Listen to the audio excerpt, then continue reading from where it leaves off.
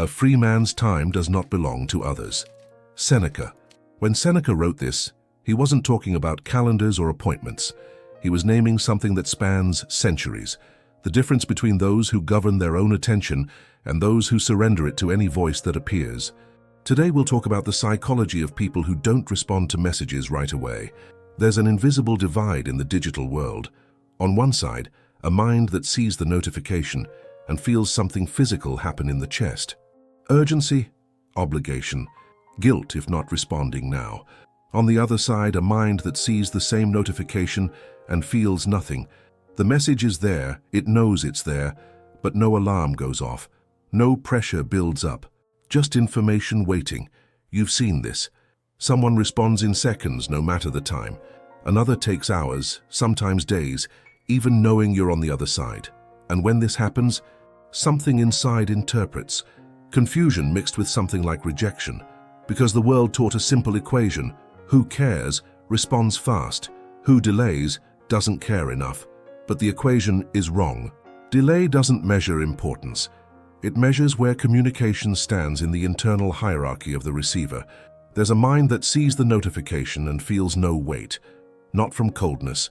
Just because the brain doesn't translate message into emergency.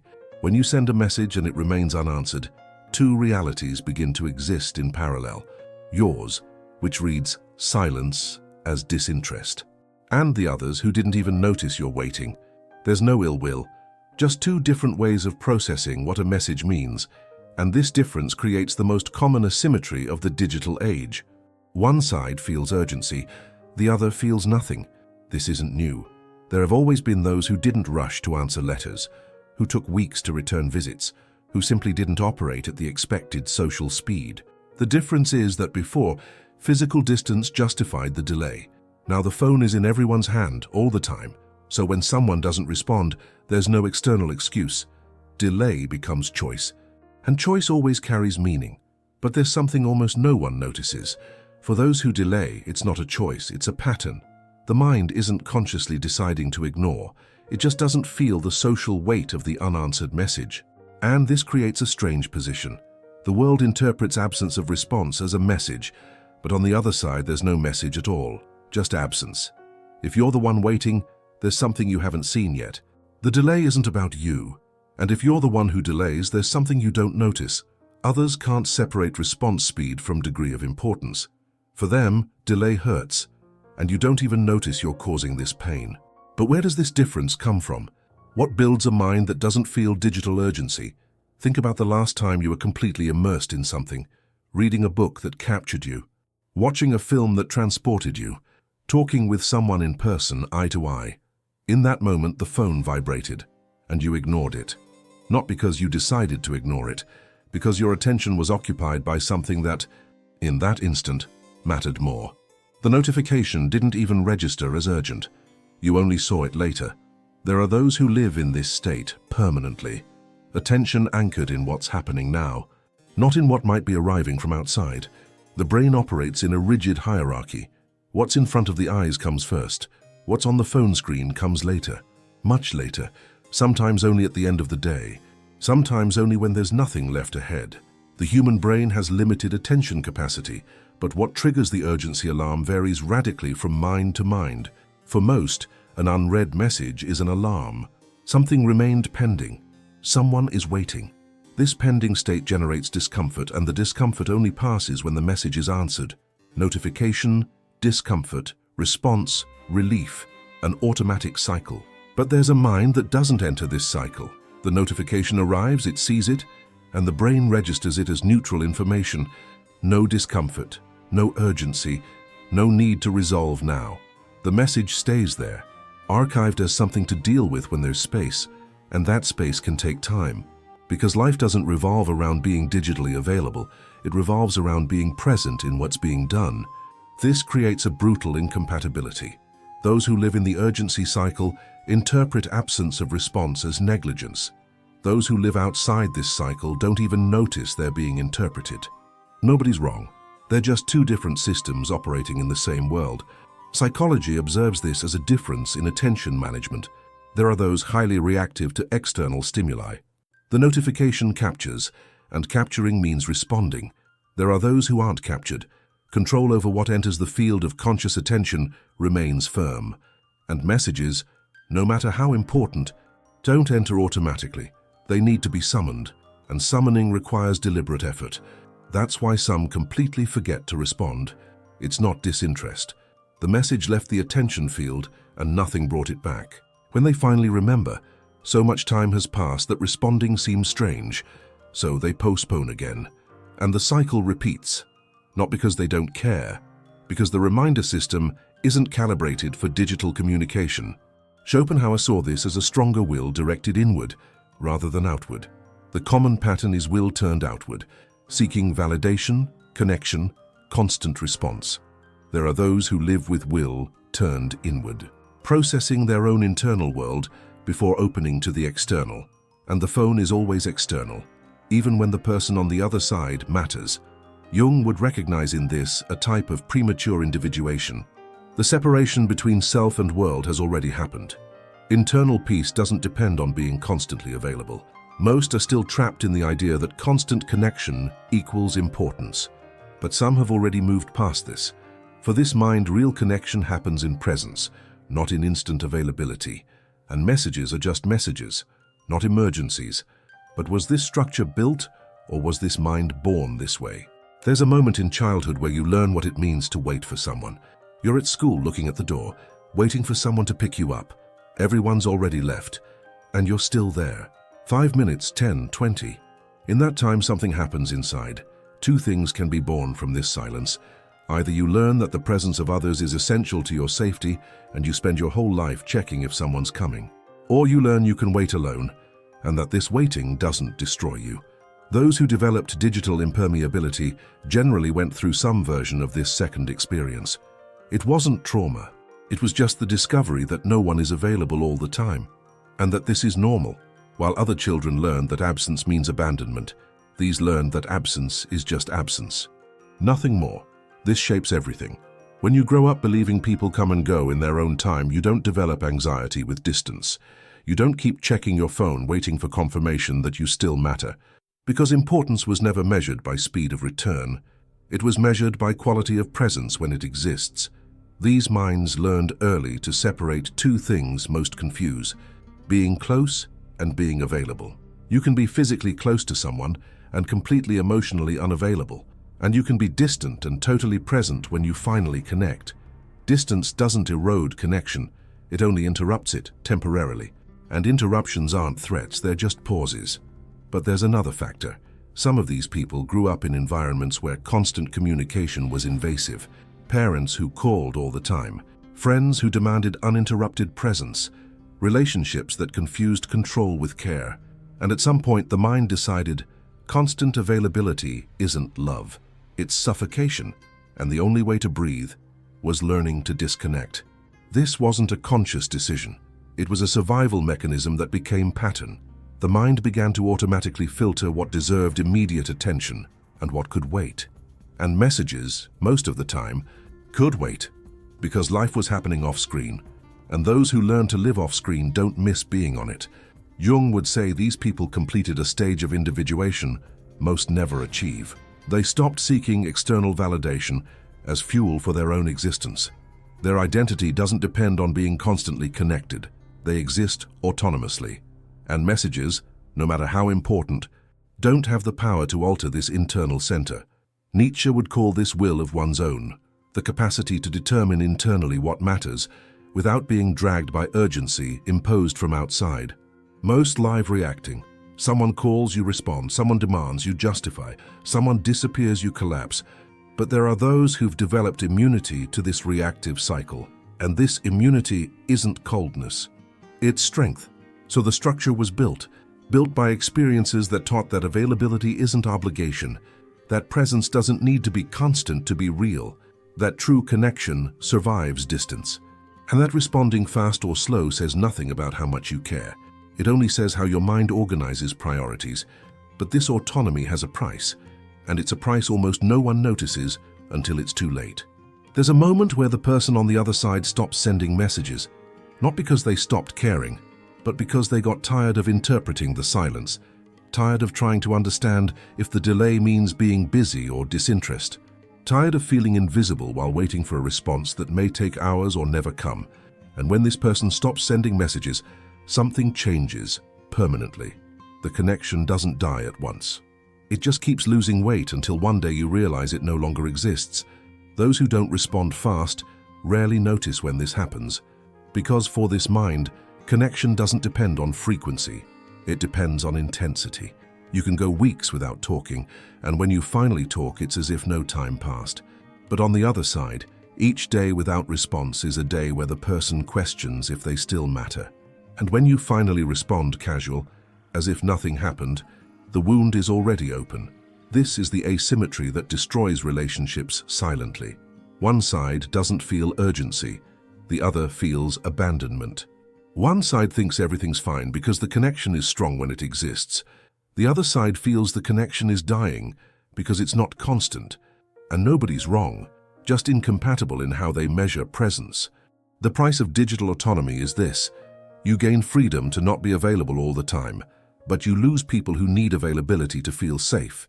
You gain peace by not being hostage to notifications, but you lose connections that depend on constant rhythm to survive. You gain control over your attention, but you lose the illusion that you can maintain bonds without nurturing them with frequency. Most people measure affection by consistency. If you're always present, you care. If you disappear and return, you're unstable. If you delay responding, you're indifferent. These conclusions are automatic and unfair, but they're real, because most were taught that love is availability, and when you're not available, even if you care deeply, the other reads it as absence of love. Machiavelli would say this is poorly managed power, because the moment you delay responding without explaining why, you hand the other the power to interpret your silence. And people always interpret silence as rejection, always. So, autonomy transforms into vulnerability. You think you're in control by not reacting immediately, but actually you're losing control over how you're perceived. And there's another cost. Sometimes you lose real opportunities because you didn't respond in time.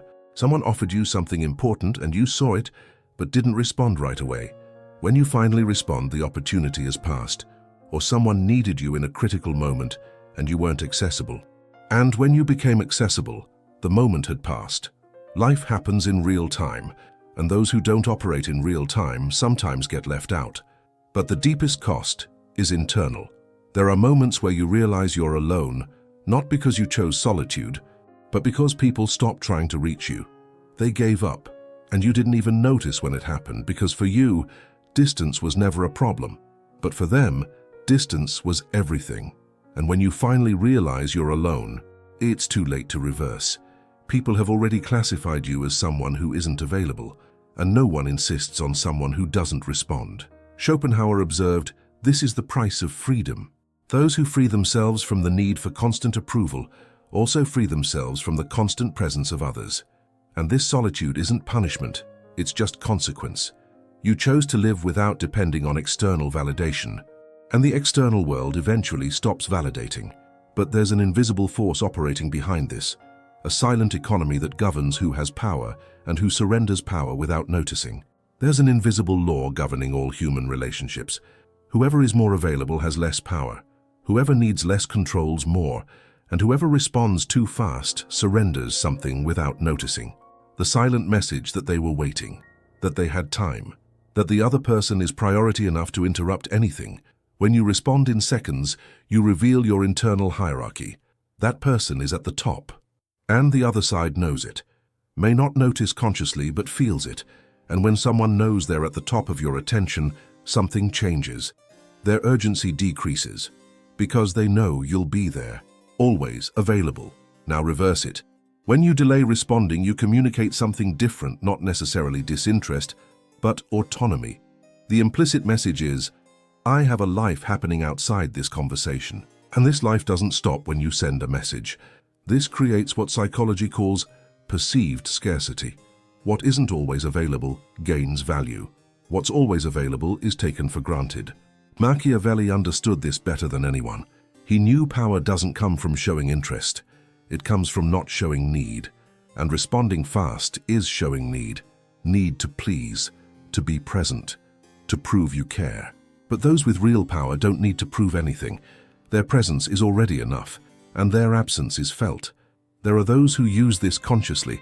They see the message and choose not to respond now. Not because they're busy, but because they know delay maintains status, keeps the other thinking, keeps the dynamic where they control the rhythm. It's a cold strategy, but it works. Because most people interpret delay as disinterest first, and only later, if the person finally responds, reinterpret it as someone too important to always be available. But there's another type, those who don't respond fast without calculating anything, without strategy, just because the brain doesn't feel urgency. And curiously, the result is the same. These people end up gaining a type of social power they never sought. People around them start valuing their attention more, because it's rare, and everything rare is valuable, even when rarity wasn't intentional. The opposite is also true. Those who always respond fast, always available, always ready to attend, gradually lose value. Not because they're less interesting, but because they eliminated scarcity. Without scarcity, there's no desire. Without desire, there's no tension. Connection loses intensity, becomes habit, and habits don't excite. Manipulating response time to gain power isn't the point. The point is understanding that response time communicates power, whether you want it or not. And there are those surrendering power without noticing, responding fast because they fear seeming disinterested, without understanding that seeming too interested also has cost, the cost of being predictable. And predictability is the opposite of mystery. Jung recognized this as collective shadow. Everyone knows constant availability weakens one's own presence, but no one wants to admit they're playing this game, so they play unconsciously, checking the phone all the time, responding fast, and then wondering why they feel invisible, why people don't value their attention the same way they value others. Attention works like currency, and currencies that circulate too much lose value. Those who distribute attention freely teach others not to value it. Those who reserve attention teach others to compete for it. And competition generates value. Always has. Always will. But there's a moment where this dynamic completely reverses. A rare moment where someone who never responds fast responds in seconds. And when this happens, everything changes. There's a moment where the person who never responds fast responds in seconds. And when this happens, everyone around notices, because the exception reveals the rule. If someone delays for everyone but responds fast for you, something becomes clear. You pass through a filter most don't pass. This filter isn't conscious. It's not a mental list where someone decides who deserves immediate response and who doesn't. It's something deeper. It's an invisible emotional hierarchy the brain builds on its own. And some people simply trigger something different in this hierarchy. Not because they're more objectively important, but because the connection with them touches something other connections don't touch. Sometimes it's someone who never demanded availability, who never made you feel guilty for delaying, who accepted your rhythm without turning it into a problem. And paradoxically, this absence of pressure creates more presence. Because you're not responding out of obligation, you're responding because you want to. And when response comes from desire, it comes fast. Other times it's someone whose absence you feel differently. It's not conscious longing, not desperation, but there's something that changes when this person isn't around. A silence you notice, a lack that doesn't hurt but occupies space. And when this person's message arrives, the brain registers it as priority without you needing to think. Response comes before rationalization. But there are also those who trigger urgency for another reason. Because the dynamic with this person is unpredictable. You never know when they'll be available, so when they appear, you respond fast. Not because they're more important, but because the connection window can close at any moment, and unconsciously you learned that with this person, availability is limited, so you take advantage while it's open. The opposite also exists. There are people you know will always be there, always available, always waiting, and precisely because of this, you don't feel urgency, because you know you can respond tomorrow and they'll still be waiting. So they're left for later, always. Not because they matter less, but because their availability eliminated urgency. And without urgency, there's no priority. This is the brutal truth no one wants to hear. Constant availability doesn't generate more attention, generates less, because the human brain responds to scarcity, not abundance, and those always available become too abundant to be urgent, while those rarely available become scarce enough to be prioritized. Nietzsche saw this as will to power manifested through time. Those who control when they're available control the relationship dynamic, and those who lose this control become hostage to the other's rhythm. There are those who surrender this control without noticing, stay always available thinking they're building connection. Without understanding, they're building dependence, and dependence without reciprocity becomes resentment. So there's a filter you don't consciously choose, but that operates all the time, and the people who pass through this filter receive something no one else receives: your immediate attention. And when you give this to someone, you're saying something without words. You're saying this person touches something in you that others don't touch, and this is more powerful than any verbal declaration. But what happens when no one passes through this filter? When all messages are treated with the same indifference? What does this uniformity reveal about the real nature of this mind? The truth about those who don't respond fast isn't simple. It's not pure freedom nor absolute indifference.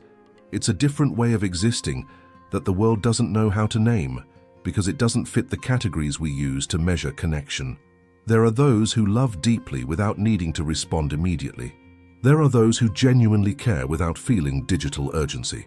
There are those who value intensely without translating value into constant availability. And this challenges the deepest belief we have about relationships: the idea that presence is measured by frequency. Schopenhauer showed the common pattern is living enslaved to one's own needs constant validation, immediate response, continuous confirmation of not being alone. These needs create suffering because the world never delivers enough. Those who don't respond fast cut the root of this suffering, not from indifference, but from temporal self-sufficiency. Internal peace doesn't depend on being constantly connected. It depends on being whole when disconnected. Jung revealed this structure comes from complete individuation, a process where the mind stops seeking identity in others' reflection and begins existing from inside out. Few get there. Those who stay on the path build a self-dependent on external attention, but there are those who crossed the desert of digital solitude and discovered they can exist without notifications. And when you learn this, messages become choice, not obligation. For Machiavelli, this would be power in its purest form, because power isn't controlling others, it's not being controlled. And the most common form of control in the digital age is the expectation of immediate response. Those who respond fast hand the key to their own attention to whoever sends the message. Those who delay keep this key with themselves, not necessarily by strategy, but by structure. So there are those who are neither monster nor saint, just human, who solve the existential equation differently. Where most chose connection through constant availability, some chose connection through concentrated presence.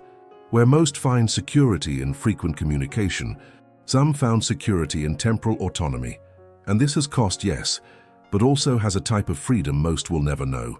Now you know, delay in responding isn't absence of feeling, it's presence without dependence. And perhaps this is the most honest way of being with someone: responding when you can, not because you must; valuing when you speak, not because you spoke; being present when you are, not because you always are. If you made it this far, you're not just watching a video, you're confronting something inside you that recognizes this structure. Maybe you're one of these people. Maybe you love one, or maybe you're starting to understand why certain dynamics never made sense. This understanding doesn't end here. Schopenhauer, Jung, and Machiavelli dedicated their lives to dismantling the illusions that keep most trapped. The illusion that constant connection equals love. The illusion that immediate availability measures importance. The illusion that those who delay responding don't care. And each of them left maps for those who want to cross these illusions and reach the other side. The video on your screen now will take you deeper. We'll show you something most never notice: how the need for immediate response was built inside you, and what happens when you decide to deconstruct this. It's not an easy path, but it's a real path. And if you felt something while watching this, it's because some part of you already knows you need this next step. Click the video on screen. You'll discover how the human mind creates invisible dependencies through communication itself, and how some people learn to free themselves from these dependencies without destroying connections in the process. This isn't about becoming cold, it's about becoming free. And true freedom scares, because it comes with solitude, but also comes with peace. Many will continue confusing response speed with degree of importance, availability with affection, frequency with intensity. But you already took the first step by making it here. Now the question is, do you want to continue? Click now on the video on screen.